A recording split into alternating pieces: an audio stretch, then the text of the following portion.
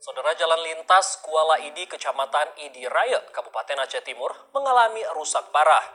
Badan jalan yang berlubang ini mengakibatkan sejumlah kendaraan yang melintas di daerah itu harus ekstra hati-hati.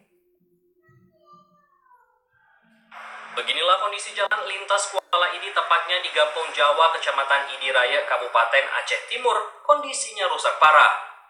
Kondisi jalan berlubang layaknya kubangan. Said Maulana, tokoh pemuda setempat, mengatakan dirinya sangat kecewa dengan pemerintah terkait kondisi jalan yang mengalami rusak parah. Badan jalan selain berlubang dan berbatuan, ini sangat sulit dilintasi pengendara. Jalan ini merupakan urat nadi warga sekitar. Jika tidak dilakukannya pengaspalan, maka jalan lintas Kuala Idi ini akan semakin rusak parah.